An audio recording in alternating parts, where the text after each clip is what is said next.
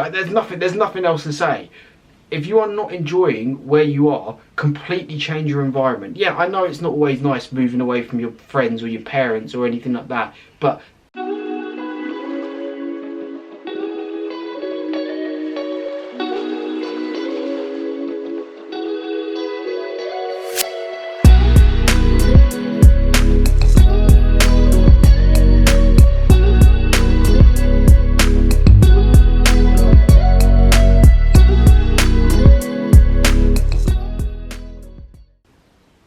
hi guys, how are we?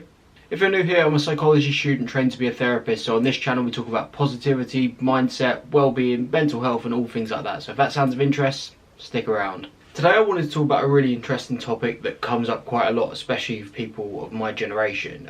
I'm 27, I know I don't look it, but anyone who's sort of under 30. For the sake of this video, when I talk about young people, I'm talking about anyone sort of under the age of 30. Just because in terms of the generation that they grew up in and the circumstances they grew up in, that's what I'm sort of going to talk about today. Now, if you're watching this, I'm guessing you are a young person. So you'll know that young people these days are relentlessly told by anyone over the age of about 40, 45, how easy their lives are, how lazy we all are, how everything's just put on a plate for us, how none of us want to work, how we're all addicted to our phones, and whatever it is. We are basically just told that we are bad examples of human beings who have life on easy mode. On the flip side, a lot of young people will talk about how hard their lives are, how hard working is, how hard earning money is, how hard moving out is, how hard navigating the social world is, especially how difficult navigating the dating market is and everything like that. So there's a flip side to both things. Obviously, I have a massive dog in this race, as the saying goes, in the sense of I am a young person under the age of 30 and I have my opinions on this. And to me, it's very, very important that I don't spread the message of any kind of negativity or hopelessness or anything like that, because one, that's not good. Who wants to hear that? And two, it's genuinely not what I believe, and we'll talk about that later. But just in case there are any boomers watching this, or if there are any people watching this who get told that all the time and don't really know how to counter it when older people say how easy their lives are, I want to sort of debunk that a little bit. Now, I'd actually written most of this script before I heard this podcast, but I heard a really good podcast earlier today with Chris Williamson, who does Modern Wisdom, and he had someone on who had written different books, and one of them was called Generations, and it was explaining the differences between the last 6 generations. This was all across America, but America's a very good measuring stick for sort of the Western world in general, which is what I'm growing up in. And after I wrote the script and after I listened to this podcast, I did nearly go back and change it and sort of put in all the statistics that she put in and everything like that. But the reason I haven't done that is because, one, they aren't my statistics, so I wouldn't be able to explain them. And two, that's not really what this channel is. I try not to throw loads and loads of science at you guys. It's more about me talking, and obviously it's always important to back anything up that you say with data as much as you can. But at the same time, I think there's a lot of power in anecdotal data and actually having lived through and experienced what you're talking about. I want to start with the negatives of the generation we're growing up in, and that's because I want to finish on a high note. And the negatives basically split down to 2 things. That is the economy and social media. Now, it goes without saying I am not an economist, so I am not going to be breaking down major facts and statistics and everything else here, because I wouldn't be able to explain them to you properly, and that's not what this channel is. But from any research I have done, and again, just anecdotal experience, the economy basically runs down to housing. Again, anecdotal experience. I'm from London. The edge of London, not central, but I'm still from London. The house I live in now, my parents bought 25 years ago when they were 2 trainee teachers. Trainee teachers in 1997. That house now, if you were a teacher, you would probably have to be a deputy headmaster or a headmaster, and your partner would have to be earning a serious amount of money to buy that house. I'm not saying that as a brag, I'm saying that because it shows the difference of where the economies are, and that's the late 90s. This wasn't my grandparents, this is my parents now, who are in their mid-50s. The world, and especially the housing market, has completely changed. Now, that may seem like an arbitrary thing, but the reason that makes life so, let's say, interesting rather than difficult, is because of the actual social effects that has. Obviously you could talk about the growing up and independence and sense of autonomy that comes from moving out, and obviously a lot of people feel that when they move to university, but then because of the way the housing market is, they normally just have to move straight back home. But an interesting social effect comes in dating and basically reproduction, because you have to think, if you're 27, 28 years old still having to say, I've got a free house, do you want to come over?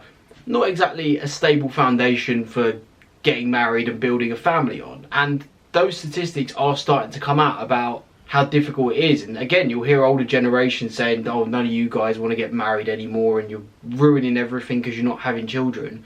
How on earth are you meant to start building a family and building a life when you can't afford to move out? Even when you've got two parents, even when you've got two people working full time, still can't afford to buy a house. That's not really a healthy social dynamic. So on that side of things, if you wanted to have to counter something that one of your old grandparents or an auntie or uncle saying at a family party, moaning that you haven't moved out, one of the main differences between their generation and our generation is, in previous generations, if you had a full-time job, you could live. Even if you were single, you might not be able to move into a mansion, you might not be able to own a Bugatti, but if you had a full-time job, you would be able to get your own place, support yourself completely, have a car, and probably have a holiday every year. That, statistically, depending on where you live, but certainly where I live, is no longer the case. On the other side of things, I mentioned social media. So around 2012 seems to be where the statistics start to go like this on problems with our generations, basically, mental and physical as well.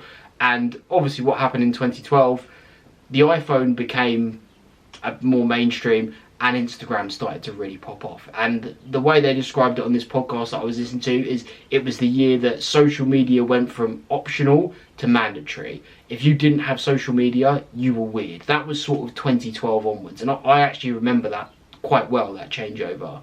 Again, I'm not going to throw a load of statistics at you because they're all pretty depressing and they're not much fun, but you can imagine as soon as that's happened, that move to social media, when social media became our prime form of interaction rather than actually interacting, social interactions went through the floor, comparison to other people went up because you're looking at everyone's perfect life all the time. There's this myth of hookup culture at the moment. It's completely untrue. Our generation is having less sex than any other generations before, and not only that, the sex that is happening is majorly only happening in people who are in relationships. Single people, statistically, are basically getting none.